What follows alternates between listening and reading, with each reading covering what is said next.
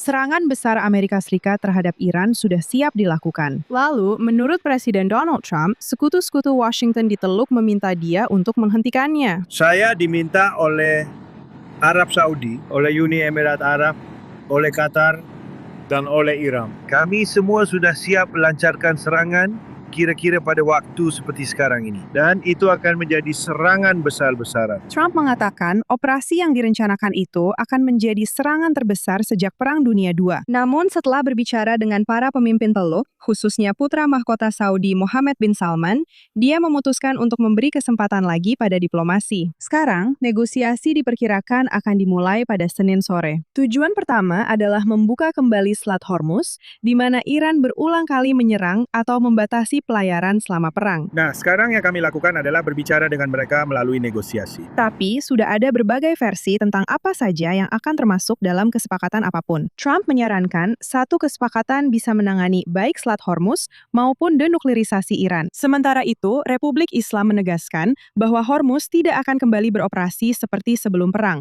dan menolak untuk membahas program nuklirnya. Lihat saja bagaimana keadaannya. Kami siap bergerak kapan saja kami mau. Apakah saya lebih memilih mencapai kesepakatan? Saya tidak berniat membunuh orang. Bagi Israel, perubahan mendadak ini juga menimbulkan pertanyaan.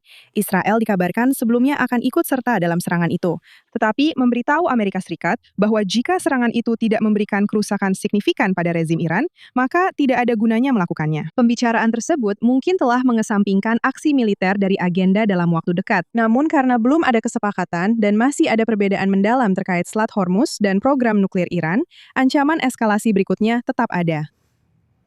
Minggu lalu ada laporan bahwa Presiden Trump merasa frustrasi dengan kurangnya opsi untuk menghadapi Iran. Dan minggu ini, Amerika Serikat tampaknya sedang mencari cara baru, kreatif, dan tidak konvensional untuk menekan Iran. Hal ini menurut sumber yang berbicara kepada CNN, mengatakan seorang perwira di cabang intelijen Komando Pusat Amerika Serikat mengirim email kepada sekelompok besar analis militer, meminta ide-ide untuk menghadapi dan menghukum Republik Islam tersebut. Dan sekarang kita langsung ke Washington, di mana koresponden senior Amerika Serikat Mike Wagenheim bergabung bersama kami dari Gedung Putih. Mike, kita sudah pernah membahas tentang kurangnya pilihan yang baik sebelumnya. Berapa lama Trump bisa terus maju mundur antara ancaman, diplomasi, kenaikan harga, dan serangan terbatas seperti ini sampai akhirnya sesuatu harus berubah? Menurut saya, itu tergantung pada dua hal. Pertama, seberapa besar kredibilitas yang bersedia dia korbankan, dan saat ini kredibilitasnya semakin menurun. Kedua, seberapa besar beban akibat kenaikan harga bensin dan harga-harga lain yang bisa dia dan Partai Republik tanggung. Terutama para Republikan yang sedang menghadapi pemilihan ulang, bersedia mereka tanggung sebelum benar-benar menjadi beban yang tak tertahankan bagi Presiden.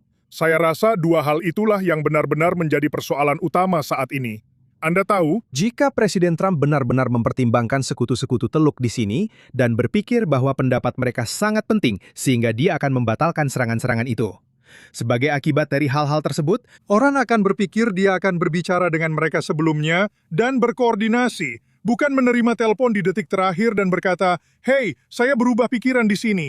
Saya tidak menyadari sejauh mana hal ini akan berujung. Saya tidak terlalu percaya dengan alasan seperti itu yang keluar dari Gedung Putih dan dari Presiden di sini. Ada, seperti yang sudah sering kita bicarakan, tidak ada pilihan yang benar-benar baik.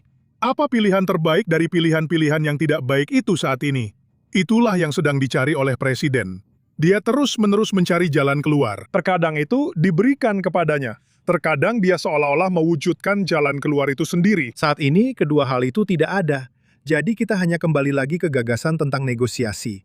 Kita akan membicarakan ini di akhir pekan dan mengatakan bahwa negosiasi tidak membuahkan hasil. Senin depan, kita akan membicarakan aksi militer lagi, dan seterusnya, sampai salah satu dari dua hal itu terjadi. Entah Presiden merasa dia kehilangan terlalu banyak kredibilitas atau tekanan dari Partai Republik, dan pemilu selaya akan datang menjadi terlalu berat untuk ditanggung, sehingga dia harus mencoba sesuatu yang lain. Dan Mike, maksudku, ancaman serangan potensial yang akhirnya tidak pernah terjadi ini muncul tak lama setelah Perdana Menteri Benjamin Netanyahu berada di Washington, dan sangat sedikit yang benar-benar dilaporkan dari pertemuan itu. Sangat sedikit.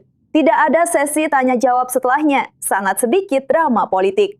Menurutmu, bagaimana peran Israel saat ini? Maksudku, laporan mengatakan bahwa Israel sudah siap untuk bergerak, lalu Trump berubah pikiran. Apa yang kita ketahui tentang hal ini?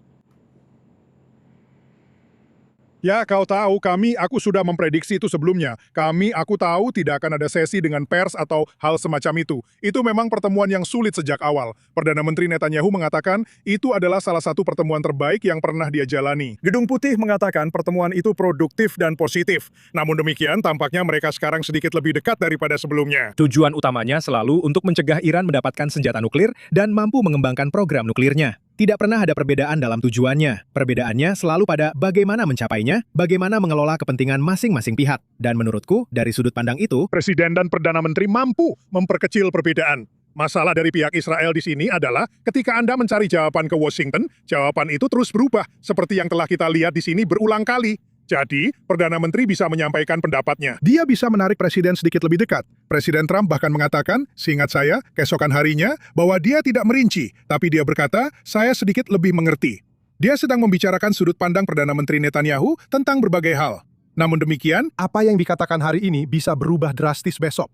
Dan apa yang dikatakan dalam pertemuan minggu lalu, sekarang bisa jadi sama sekali tidak relevan dalam beberapa hari ke depan di sini. Jadi, melihat kembali pertemuan itu dan apa yang mungkin dihasilkan dari sana, sekali lagi, ketika keadaan, keputusan, dan proses berpikir berubah begitu cepat, tidak ada konsistensi. Pada akhirnya, itu benar-benar tidak penting. Maksud saya, sedih memang harus dikatakan.